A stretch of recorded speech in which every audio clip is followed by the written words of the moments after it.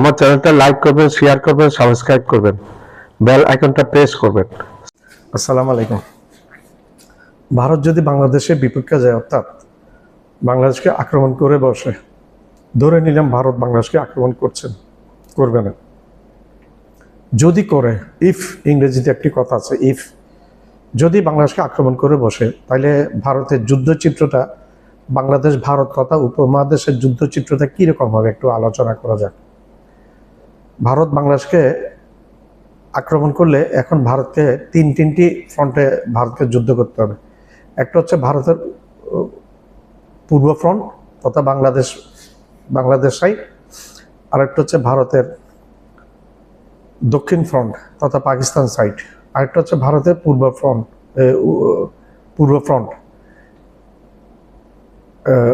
উত্তর ফ্রন্ট। দক্ষিণ ফ্রন্ট হচ্ছে পাকিস্তান আর উত্তর ফ্রন্ট হচ্ছে চীন, মহাশক্তিধর চীন। উত্তর ফ্রন্টে ভারতকে মহাশক্তিধর চীনের সাথে মোকাবেলা করতে হবে।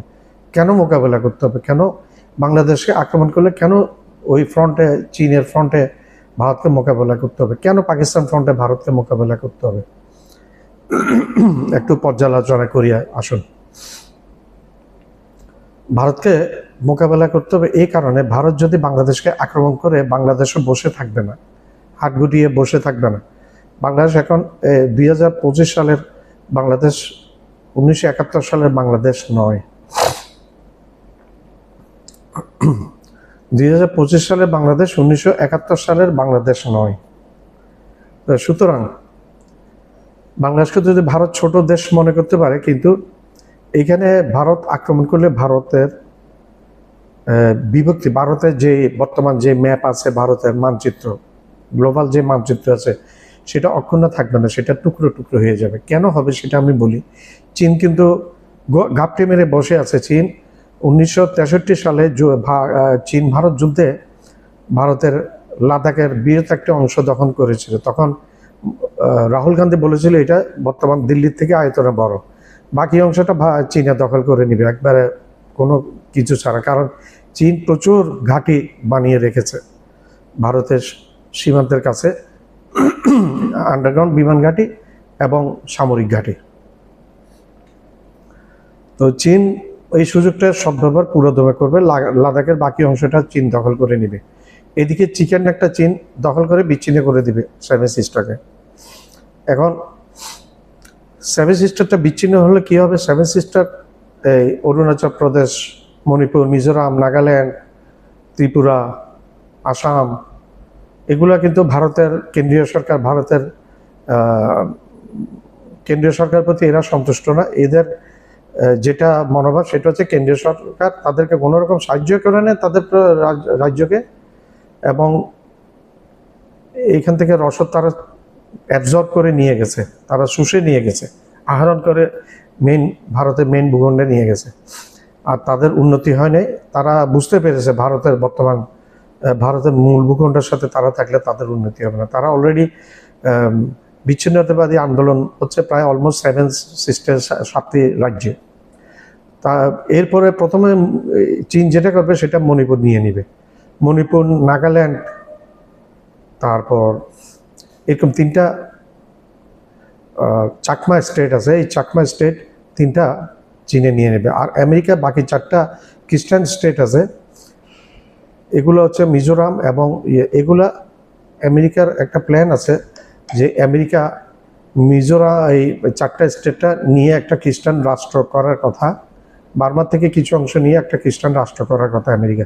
সেই সুযোগটা আমেরিকা ছাড়বে না। তো ভারতের থেকে সেভেন সিস্টার বিচ্ছিন্ন হয়ে গেল ধরলাম। এখন আসেন Paschimbangla, they are not happy with this Indian mainland. তারা ভারতের বর্তমান সরকার এবং মেইন ভূখণ্ডের সাথে তারা হ্যাপি না। তারা প্রয়োজনের স্বাধীনতার বিচ্ছিন্ন হয়ে যাবে বলে করেছে। তারাও এই সুযোগে বাংলাদেশও সাহায্য করবে, আর নাইলে বাংলাদেশে, আর বাংলাদেশকে যদি আক্রমণ করে তাহলে বাংলাদেশে ভারতের পতন ঘটবে। ভারত কিছুতেই জয় লাভ করতে পারবে না এই বাংলাদেশকে। বাংলাদেশের আছে প্রায় 2.5 লাখ রেগুলার সামরিক বাহিনী, তারপর আছে বিডিআর আছে, বিজিবি আছে, আনসার আছে, গ্রাম প্রতিরক্ষা বাহিনী আছে, পুলিশ আছে, তারপর আর্মি, নেভি আছে, এয়ারফোর্স আছে। এখন বিশ্বের সবচেয়ে বড় রিজার্ভ ফোর্স আছে বাংলাদেশের কাছে 68 লক্ষ বলে, কেউ কেউ বলে 65 লক্ষ, কেউ বলে 68 লক্ষ আনসার। এই আনসাররা কিন্তু অস্ত্র চালাতে পারে, তাদেরকে 1 সপ্তাহ 2 সপ্তাহ ট্রেনিং দিলে তারা পুরোদমে যুদ্ধে নেমে যেতে পারে। আর বাংলাদেশের 21 কোটি 18 কোটি 19 কোটি জনসংখ্যার এই দেশ, অন্তত 4 কোটি গেরিলা যুদ্ধে একবারে ফেলে দিলে 4 কোটি গেরিলা যুদ্ধে নেমে যাবে।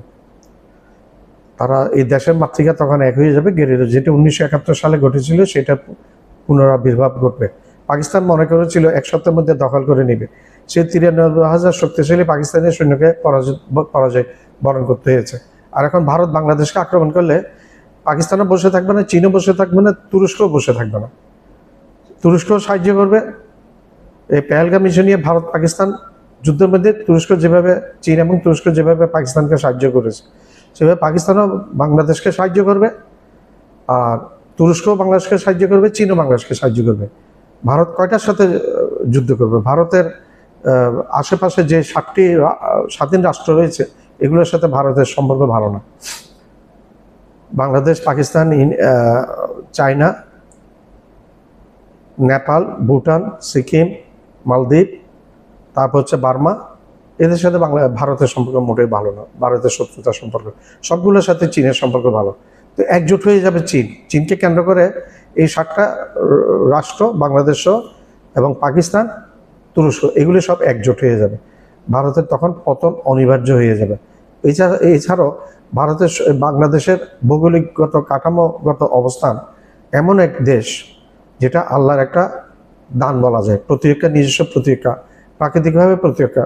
বাংলাদেশের 2 পাশে পাহাড় পর্বত বেষ্টিত, এখানে ভারতের ভারী সামরিক যান, ট্যাঙ্ক, তারপর কামানবাহী কামান এবং বিভিন্ন গাড়ি এই জায়গায় চলাচল করতে পারবে না।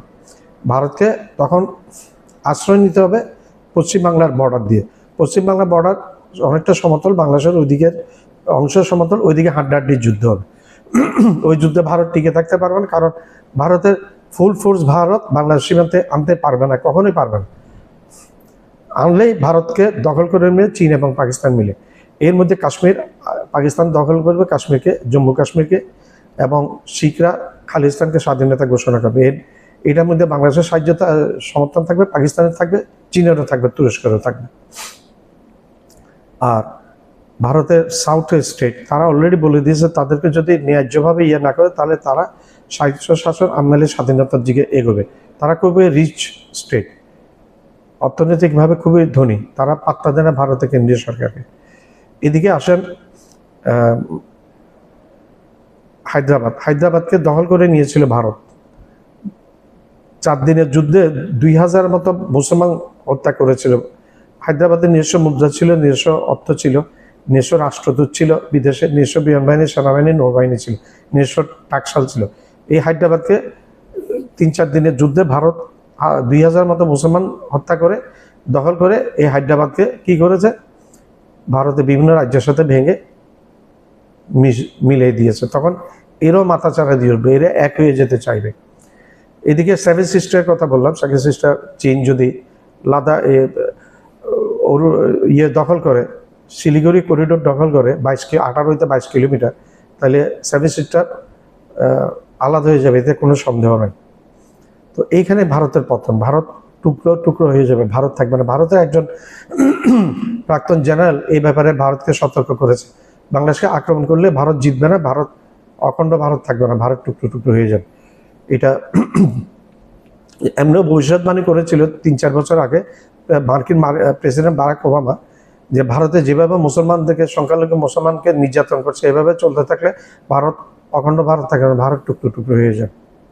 আসসালামু আলাইকুম। আমার ভিডিওটা আপনার লাইক করবেন, শেয়ার করবেন, সাবস্ক্রাইব করবেন। আসসালামু আলাইকুম। আমার ভিডিওটা আপনার লাইক করবেন, শেয়ার করবেন, সাবস্ক্রাইব করবেন। বাংলাদেশ একটি ছোট দেশ, কিন্তু এর ইতিহাস ভয়ঙ্করভাবে শক্তিশালী। 3 দিকে ভারত ঘেরা, একদিকে সমুদ্র, অথচ এই ভূখণ্ড বারবার পরাক্রমশালী শক্তিগুলোর জন্য দুঃস্বপ্নে পরিণত হয়েছে। 1971 সালে পাকিস্তান ভেবেছিল এক ঝটকায় পূর্ব পাকিস্তানকে নিয়ন্ত্রণে আনবে, কিন্তু বাস্তবে কি ঘটেছিল? উল্টো দিক থেকে ঝড় উঠেছিল, আর সেই ঝড় বদলে দিয়েছিল ইতিহাস। এবার যদি ভারত কোনো সামরিক অভিযানের কথা ভাবে তাহলে কি হতে পারে? এক মুহূর্ত কল্পনা করুন, ভারত বিশাল সামরিক শক্তি নিয়ে এগিয়ে যাচ্ছে, কিন্তু আচমকাই আটকে যাচ্ছে একের পর এক ভয়ঙ্কর ফাঁদে। বাংলাদেশের ভৌগোলিক কাঠামো, প্রতিরক্ষা কৌশল এবং আন্তর্জাতিক সমীকরণ সবকিছুই কি ভারতকে এমন এক জালে ফেলে দেবে যেখান থেকে বের হওয়া অসম্ভব? এই প্রতিবেদন আপনার চিন্তার জগতে নাড়িয়ে দেবে এক নতুন ঝড়, আর আপনি পুরোটা না দেখে থাকতে পারবেন না। যুদ্ধ ভারতের কাছে তো কয়েকদিনের ব্যাপার নয়, কয়েক মিনিটেই ফয়সলা হয়ে যাবে। আমরা বড় ভাই ভারতের কিছু অংশে মাঝে মাঝেই বাংলাদেশ নিয়ে সামরিক আগ্রাসনের সম্ভাবনার কথা শোনা যায়। ইতিহাসের পাতায় এমন সামরিক পরিকল্পনার আলোচনা নতুন কিছু নয়।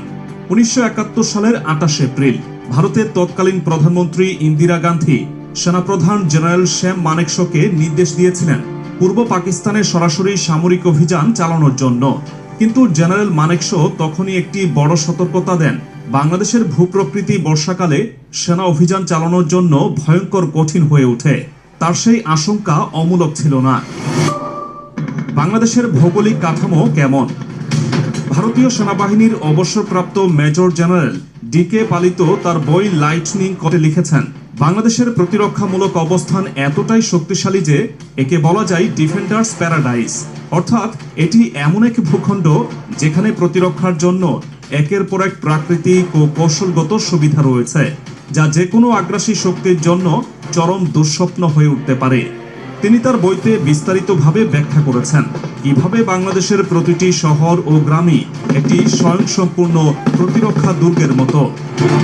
এটা শুধু বইয়ের পাতার কথা নয়, বরং বাস্তবের চিত্র। বাংলাদেশের পূর্ব সীমান্তে রয়েছে টারশিয়ারি যুগের বিশাল পাহাড়, যেখানে গেরিলা যুদ্ধ হলে শত্রুপক্ষ কোনোভাবেই সুবিধা করতে পারবে না। আর রাজধানী ঢাকার চারপাশে 3টি নদী, সারা দেশে ছড়িয়ে আছে 405টি নদী, যা ভারী অস্ত্রসহ শত্রুপক্ষের অগ্রযাত্রাকে একেবারে কঠিন করে তুলবে। মাটির গঠন, নিচু জমি, হাওর বাওড়ের বিস্তৃতি এমন এক প্রতিরক্ষা ব্যূহ গড়ে তুলেছে যেখানে কোনো সামরিক আগ্রাসন কার্যকর করা প্রায় অসম্ভব। বিশেষ করে বর্ষার সিজনে বাংলাদেশের মাটিতে ট্যাঙ্ক সহ ভারী সামরিক যান আটকে পড়বে এর গঠনের কারণে। এবার যদি ঐতিহাসিক দৃষ্টিকোণ থেকে দেখা যায়, তাহলে দেখা যাবে বাংলা বরাবরই এক অজেয় শক্তি। ইতিহাসবিদ জিয়াউদ্দিন বাররানি বাংলাকে বুলগাকপুর বলেছেন, অর্থাৎ এমন এক ভয়ঙ্কর অঞ্চল যা কখনোই সহজভাবে বশ করা যায়নি। আর বিখ্যাত ভ্রমণকারী ইবনে বতুতা বাংলাকে প্রাচুর্যে ভরা জাহান্নাম বলে অভিহিত করেছেন, কারণ এখানকার ভূপ্রকৃতি এবং মানুষের প্রতিরোধ করার ক্ষমতা। এমনকি গ্রিক বীর আলেকজান্ডারও এখানে এসে সুবিধা করতে পারেননি। এই ভূখণ্ড বরাবরই শক্তিশালী প্রতিরোধ গড়ে তুলেছে, যা আজও অপরিবর্তিত। বাংলাদেশ যদি সামরিক আগ্রাসনের শিকার হয়, তাহলে ভারতের জন্য সবচেয়ে বড় চ্যালেঞ্জ কি হবে? প্রথমত, ভারত একটি বিশাল দেশ এবং তার অর্থনীতি দ্রুত উন্নতি করছে। কোনো সামরিক অভিযানে জড়ালে বিশাল অর্থনৈতিক খরচ বহন করতে হবে, যা ভারতের অর্থনীতির জন্য বিশাল বোঝা হয়ে দাঁড়াবে। বিভিন্ন আন্তর্জাতিক অর্থনীতিবিদ মনে করেন, ভারত যদি সামরিকভাবে বাংলাদেশে আগ্রাসন চালানোর চেষ্টা করে, তাহলে সেটি তার উদীয়মান অর্থনৈতিক শক্তি হিসেবে এগিয়ে যাওয়ার স্বপ্নকে চরমভাবে ক্ষতিগ্রস্ত করবে। এছাড়া ভারতের উত্তর পূর্বাঞ্চলীয় রাজ্যগুলো, যেখানে আগে থেকেই বিচ্ছিন্নতাবাদী আন্দোলন চলছে, তারা আরও বেশি অস্থির হয়ে উঠতে পারে। বিশেষ করে মণিপুর, আসাম এবং সেভেন সিস্টার্স অঞ্চল, যেখানে বিচ্ছিন্নতাবাদী প্রবণতা আগেও দেখা গেছে, তারা হয়তো আরো বড় চ্যালেঞ্জ তৈরি করবে। যদি ভারতীয় সেনাবাহিনী বাংলাদেশের বিরুদ্ধে অভিযান চালাতে যায়, তাহলে এই অঞ্চলগুলোতে সেনা মোতায়েন রাখার সক্ষমতাও কমে যাবে, যা ভারতের অভ্যন্তরীণ নিরাপত্তার জন্য ভয়ঙ্কর হুমকি হয়ে উঠতে পারে। এখন আরেকটি গুরুত্বপূর্ণ বিষয় হলো ভারতের সেনা সক্ষমতা।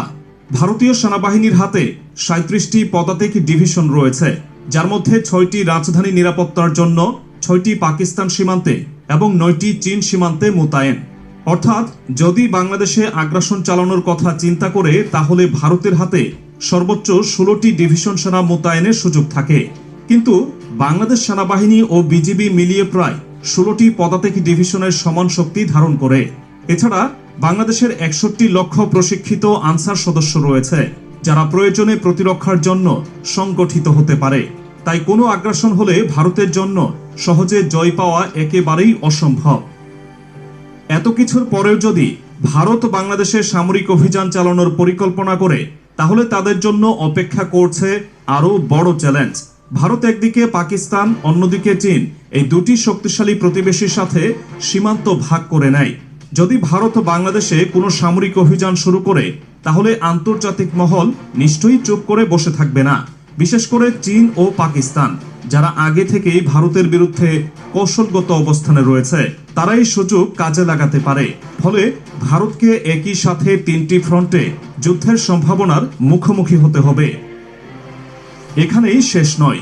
ভারতের অন্যতম দুর্বল কৌশলগত জায়গা শিলিগুড়ি করিডোর, যাকে বলা হয় চিকেন নেক। অর্থাৎ এটি এমন এক সংযোগস্থল যা ভারতকে তার উত্তর পূর্বাঞ্চলীয় রাজ্যগুলোর সাথে যুক্ত রাখে। যদি কোনো কারণে এই করিডোর ঝুঁকিতে পড়ে, তাহলে ভারত কার্যত দুই ভাগে বিভক্ত হয়ে যাবে। আর এটি ভারতের জন্য এক ভয়ঙ্কর দুর্বলতা তৈরি করতে পারে, যা তাদের নিজস্ব প্রতিরক্ষা বিশ্লেষকরাও ভালো করেই জানেন। বাংলাদেশের প্রতিরক্ষা শক্তি, ভৌগোলিক কাঠামো এবং আন্তর্জাতিক পরিস্থিতি মিলিয়ে স্পষ্ট যে এদেশে কোনো সামরিক অভিযান চালানোর চিন্তা একেবারেই সহজ নয়, বরং এটি ভারতের জন্য এক বিভীষিকাময় দুঃস্বপ্ন হয়ে উঠতে পারে। তবে এখানেই শেষ নয়। আরও কিছু বিষয় রয়েছে যা ভারতের সম্ভাব্য সামরিক আগ্রাসনকে এক ভয়ঙ্কর বিপদের দিকে ঠেলে দেবে। বাংলাদেশের ভূপ্রকৃতি, প্রতিরক্ষা ব্যবস্থাপনা এবং ঐতিহাসিক অভিজ্ঞতা মিলিয়ে ভারতীয় সেনাবাহিনীর জন্য এই দেশে সামরিক অভিযান চালানো যে কতটা দুঃস্বপ্ন হতে পারে তা আগেই আলোচনা হয়েছে। কিন্তু এর বাইরেও এমন কিছু কঠিন বাস্তবতা আছে যা ভারতের জন্য চরম বিপদের কারণ হতে পারে। প্রথমত, ভারতের জন্য বড় চ্যালেঞ্জ হয়ে দাঁড়াবে তাদের নিজস্ব অভ্যন্তরীণ সমস্যাগুলো। উত্তর পূর্ব ভারতের রাজ্যগুলোতে আগে থেকেই বিদ্রোহী গোষ্ঠীগুলোর তৎপরতা আছে। মণিপুর, নাগাল্যান্ড, মেঘালয়, আসাম এই অঞ্চলগুলোতে বিচ্ছিন্নতাবাদী শক্তিগুলো সক্রিয় রয়েছে। ভারত যদি বাংলাদেশে আগ্রাসন চালায়, তাহলে এসব গোষ্ঠী সুযোগের অপেক্ষায় থাকবে, আর সেই সুযোগ তারা পুরোপুরি কাজে লাগাবে। বিশেষ করে শিলিগুড়ি করিডোরের মতো কৌশলগত দুর্বলতা ভারতের জন্য ভয়ানক পরিস্থিতি সৃষ্টি করবে। দ্বিতীয়ত, ভারত যদি বাংলাদেশে আক্রমণ চালানোর মতো ভুল করে, তাহলে আন্তর্জাতিক প্রতিক্রিয়া কেমন হবে? 1971 সালে যেমন ভারতের পক্ষে সমর্থন গড়েছিল অনেক রাষ্ট্র, এবার কিন্তু পরিস্থিতি ভিন্ন। চীন, পাকিস্তান, এমনকি মধ্যপ্রাচ্যের দেশগুলো বাংলাদেশের পক্ষ নিলে ভারতকে একাই লড়তে হবে 3টি ভিন্ন ফ্রন্টে। এটা কি আদৌ সম্ভব? এই ধরনের বহুমুখী যুদ্ধ চালিয়ে যাওয়া ভারতের সামরিক সক্ষমতার সীমাবদ্ধতার কারণে বাস্তবায়ন করা প্রায় অসম্ভব। এদিকে ভারত অর্থনৈতিকভাবে ক্রমবর্ধমান শক্তি হিসেবে নিজেকে প্রতিষ্ঠিত করতে যাচ্ছে, কিন্তু যুদ্ধ মানেই অর্থনৈতিক বিপর্যয়। ইউক্রেনে রাশিয়ার আগ্রাসনের পর বিশ্ব যেভাবে রাশিয়ার বিরুদ্ধে এক হয়েছিল, ভারতও তেমন নিষেধাজ্ঞার শিকার হতে পারে। পশ্চিমা দেশগুলো ভারতের ওপর অর্থনৈতিক চাপ সৃষ্টি করলে দেশটির অর্থনীতি ভয়াবহ বিপদের সম্মুখীন হবে। বাংলাদেশের প্রতিরক্ষা ব্যবস্থা ভারতীয় সামরিক পরিকল্পনার জন্য আরেকটি বড় বাধা। এখানে সেনাবাহিনী, বিজিবি, পুলিশ, আনসার মিলিয়ে বিশাল প্রতিরক্ষা বাহিনী রয়েছে। শুধু তাই নয়, বাংলাদেশের প্রতিটি জনপদই প্রতিরক্ষার জন্য স্বপ্নের অবস্থান। প্রতিটি নদী, প্রতিটি খাল, প্রতিটি বিল হয়ে উঠতে পারে প্রাকৃতিক দুর্গ। আর এটাই বাংলাদেশকে ডিফেন্ডার্স প্যারাডাইস বানিয়েছে। ইতিহাসবিদরা বারবার বলেছেন, এই অঞ্চল কখনোই সহজে দখল হয়নি। একসময় আলেকজান্ডার দ্য গ্রেটও এখান থেকে ফিরে গিয়েছিলেন। তাহলে বাংলাদেশের সামরিক অভিযান কি ভারতের জন্য কোনোভাবে লাভজনক হবে? যদি ইতিহাস, বর্তমান ভূরাজনীতি, সামরিক বাস্তবতা এবং অভ্যন্তরীণ সমস্যা বিবেচনা করা হয়, তাহলে উত্তর একটাই, এটা ভারতের জন্য সবচেয়ে বড় ভুল সিদ্ধান্ত হবে। এটা এমন এক ভুল যা দেশটির ভৌগোলিক অখণ্ডতা পর্যন্ত ভেঙে দিতে পারে। এক কথায়, যদি ভারত বাংলাদেশের বিরুদ্ধে যুদ্ধের পথে হাঁটে, তাহলে সেটা হবে শুধুই দুঃস্বপ্ন, যা কখনো বাস্তবায়ন হবে না। আমার চ্যানেলটা লাইক করবেন, সাবস্ক্রাইব করবেন, শেয়ার করবেন, বেল আইকনটা প্রেস করবেন। সাবস্ক্রাইব করতে ভুলবেন না। বাংলাদেশের এক ব্রিগেডিয়ার ইন্ডিয়ার বিরুদ্ধে টিট ফর ট্যাট নীতি গ্রহণের কথা বলেছেন। তিনি বলেছেন, ইন্ডিয়ানরা আমার একটা লোককে মারলে দরকার হলে আপনি 3টে মেরে নিয়ে আসুন। ভারতকে জি হুজুরির দিন শেষ, এবার টিট ফর ট্যাট পররাষ্ট্রনীতির বাংলাদেশ। ভারতের দাদাগিরি নতুন বাংলাদেশ মেনে নিবে না। এবার ভারতকে নিয়ে বাংলাদেশের পররাষ্ট্রনীতিতে আসতে যাচ্ছে বড় পরিবর্তন। এতদিন বিগত সরকার ভারতকে খুশি করতে জি হুজুরি করে গিয়েছে। বাংলাদেশের এই দুর্বলতার সুযোগ নিয়ে ভারত সীমান্তে বাংলাদেশিদের রীতিমতো গণহত্যা করে গিয়েছে। ছাত্র জনতার নতুন বাংলাদেশ এবার ভারতের বিরুদ্ধে নিজেদের পররাষ্ট্রনীতিকে বদলে ফেলতে চলেছে। নতুন বাংলাদেশ এখন আর মার খাবে না, বরং কয়েকটি লাশ উপহার দিয়ে আসবে। ভারতের বিরুদ্ধে বাংলাদেশের টিট ফর ট্যাট নীতি আলোচনায় ভারতের বিরুদ্ধে বাংলাদেশের নতুন এই আগ্রাসী নীতি নিয়ে কি বলছে পশ্চিমবাংলার মিডিয়া, আসুন তা দেখি। বাংলাদেশের এক ব্রিগেডিয়ার ইন্ডিয়ার বিরুদ্ধে টিট ফর ট্যাট নীতি গ্রহণের কথা বলেছেন। তিনি বলেছেন, ইন্ডিয়ানরা আমার একটা লোককে মারলে দরকার হলে আপনি 3টে মেরে নিয়ে আসুন। এইভাবে টিট ফর ট্যাট করুন। তিনি বলছেন, ভদ্রতা করলে অনেকে দুর্বলতা ভাবে। তার মতে চোখে চোখ রেখে কথা না বললে কিন্তু মাথা উঁচু করে দাঁড়াতে পারবেন না। যিনি এই কথা বলছেন তিনি বাংলাদেশের সেনার ব্রিগেডিয়ার রাকামউদ্দিন। কি বলছেন তিনি শোনাবো আপনাদের। ভারতীয় লোক আমার একটা লোক মারবে, আপনি দরকার হলে 3টা মারেন, মাইরা নিয়ে আসেন। এইভাবে আপনি স্ট্যান্ড না নিলে টিট ফর ট্যাট। এটা আমি দেখছি ইভেন কি আমাদের ভিতরে আপনি দেখবেন অনেক লোক আছে, আপনি কোথাও গিয়ে ভদ্রতা করতেছেন, ওরা এটার দুর্বলতা হিসাবে নেয়। এটা আপনার দুর্বলতা হিসাবে। আপনি চোখে চোখ রেখে কথা যতদিন না বলবেন, আপনি মাথা উঁচু করে দাঁড়াতে পারবেন না। তিনি আরো বলেছেন, বাংলাদেশের ইসকনে যতগুলো সেন্টার রয়েছে সবই আরএসএস এর সেন্টার। তিনি বলেন, এই বিষয়ে তিনি নিশ্চিত। তিনি আরো বলছেন, বাংলাদেশের সরকার এই নিয়ে চিন্তা ভাবনা করুক। বাংলাদেশে ভারতের গুপ্তচর সংস্থা বাংলাদেশে যারা অপারেট করছে তারা এসব জারি রাখবেই। তাদের সহযোগীদের নিয়ে বিভিন্ন ন্যারেটিভ তৈরি করে বাংলাদেশে অশান্তি তৈরির চেষ্টা করবে। পার্বত্য চট্টগ্রামকে অশান্ত করার কথা উল্লেখ করেছেন তিনি। কি বলছেন শোনাবো। ইসকনের যতগুলো সেন্টার আছে এগুলো হচ্ছে আরএসএস এর সেন্টার। I bat. তো এগুলো আমাদের সরকার এগুলোর ব্যাপারে চিন্তা ভাবনা করা উচিত। তারপরে দেখেন পার্বত্য চট্টগ্রাম নিয়ে পরপর 2বার এটাতে খোঁচা দিচ্ছে। তো এগুলো এরা জারি রাখবে। এরা এই রর যারা অপারেটিভ আমাদের দেশে আছে তারা তাদের সহযোগীদের নিয়ে আমাদের দেশে এই বিভিন্ন নেগেটিভ তৈরি করে, বিভিন্ন ইনসিডেন্ট তৈরি করে আমাদের দেশের শান্তি নষ্ট করতে চাবে এবং ওদের টার্মসে আনার চেষ্টা করবে। ওদের পক্ষের কোন সরকার বা প্রশাসনকে আনার চেষ্টা করবে। এরা চেষ্টা করবেই। প্রসঙ্গত, সম্প্রতি ঢাকার শাহজালাল আন্তর্জাতিক বিমানবন্দরে কার্গো সেকশনে আগুনের ঘটনায় চাঞ্চল্য ছড়ায়। শুধুমাত্র এয়ারপোর্টে অগ্নিকাণ্ডের ঘটনার আগেও বাংলাদেশের বুকে ঘটেছে। পরপর এই ধরনের ঘটনাকে নেহাত দুর্ঘটনা বলে ভাবতে পারছে না সেদেশের রাজনৈতিক নেতৃত্ব থেকে শুরু করে বিশেষজ্ঞরা। এনসিপি নেতা সার্জিস আলম সাংবাদিক বৈঠক করে বলেন, তার মনে হয় এয়ারপোর্টে অগ্নিকাণ্ড এবং তার আগে ঘটে যাওয়া বেশ কয়েকটি ঘটনা তার নেপথ্যে ষড়যন্ত্র রয়েছে। তার অভিযোগ, আগের ফ্যাসিস্ট সরকারের বেশ কয়েকজন অনুগামী যারা এখনো ধরা পড়েনি তারাই কিন্তু এই ধরনের ঘটনা ঘটাচ্ছে। বীর ব্রিগেডিয়ার রাকামউদ্দিনের টিট ফর ট্যাট নীতি নিয়ে রাতের ঘুম হারাম হয়ে গিয়েছে ভারতীয়দের। প্রশ্ন হচ্ছে, টিট ফর ট্যাট কি? টিট ফর ট্যাট মানে হলো আঘাতের বদলে আঘাত বা যেমন কর্ম তেমন ফল। এর অর্থ হলো কেউ আপনার সাথে যেমন আচরণ করবে আপনিও তার সাথে তেমনই আচরণ করবেন। বিশেষ করে প্রতিশোধের ক্ষেত্রে বাংলাদেশ ভারতের সাথে ঠিক সেই আচরণই করবে যেমনটা ভারত বাংলাদেশের সাথে করবে। এতদিন ভারত অন্যায় করে গেলেও সুসম্পর্কের দোহাই দিয়ে বিগত সরকার চুপ করেছিল। বদলা নেওয়ার বদলে চুপ করে থাকাই ছিল বাংলাদেশের নীতি। এবার পাল্টে যাচ্ছে সেই নীতি, শুধু সীমান্তে নয়, রাজনৈতিক এবং কূটনৈতিক ক্ষেত্রেও। আমার চ্যানেলটা লাইক করবেন, শেয়ার করবেন, সাবস্ক্রাইব করবেন, বেল আইকনটা প্রেস করবেন। বাংলাদেশ সেনাবাহিনী তাদের সাম্প্রতিক শীতকালীন যুদ্ধ প্রস্তুতির মহড়ায় এমন এক শক্তি ও সক্ষমতার প্রদর্শন করেছে যা শুধু দেশ নয়, আন্তর্জাতিক অঙ্গনেও আলোড়ন সৃষ্টি করেছে।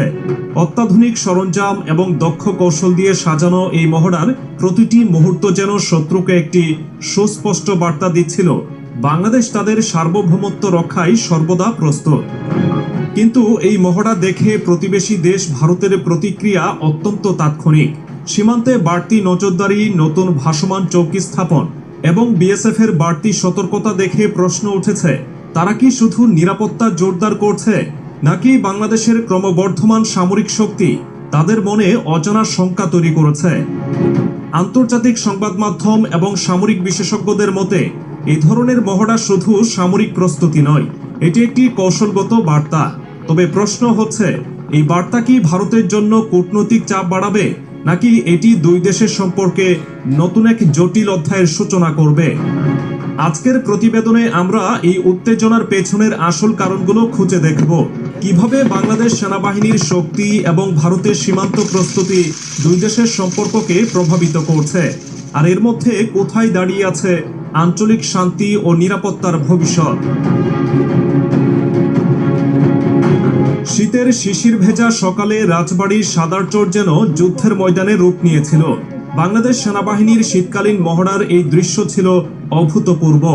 পদাতিক বাহিনী থেকে শুরু করে কামান, মেশিনগান এবং গোলন্দাজ ইউনিট, প্রত্যেকটি ইউনিট ছিল শত্রু মোকাবেলায় সর্বোচ্চ প্রস্তুত। অত্যাধুনিক সরঞ্জাম এবং কৌশলগত পরিকল্পনার মাধ্যমে সেনাবাহিনী দক্ষতার সঙ্গে শত্রু শিবির দখল করে নেয়।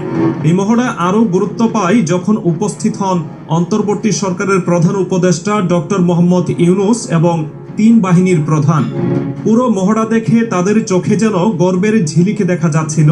প্রধান উপদেষ্টা সেনাবাহিনীর প্রস্তুতি এবং দেশের সার্বভৌমত্ব রক্ষায় তাদের দৃঢ় প্রতিজ্ঞার প্রশংসা করে বলেছিলেন, যুদ্ধের প্রস্তুতি কেবল সামরিক শক্তির প্রদর্শনী নয়, এটি আমাদের স্বাধীনতা এবং সার্বভৌমত্ব রক্ষার প্রতিশ্রুতি। আমার চ্যানেলটা লাইক করবেন, শেয়ার করবেন, সাবস্ক্রাইব করবেন, বেল আইকনটা প্রেস করবেন।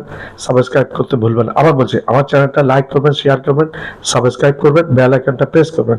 সাবস্ক্রাইব করবেন, সাবস্ক্রাইব করবেন, সাবস্ক্রাইব করবেন, সাবস্ক্রাইব করতে ভুলবেন না।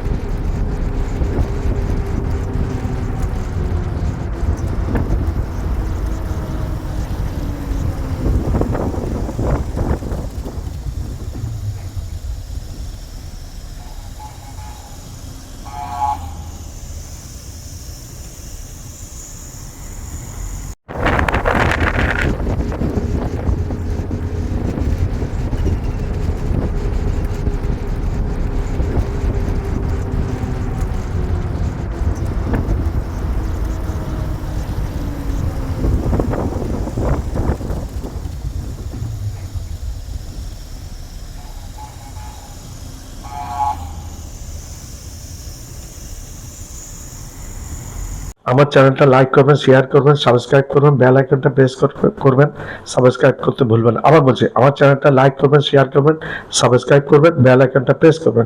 সাবস্ক্রাইব করবেন, সাবস্ক্রাইব করবেন, সাবস্ক্রাইব করবেন, সাবস্ক্রাইব করতে ভুলবেন না।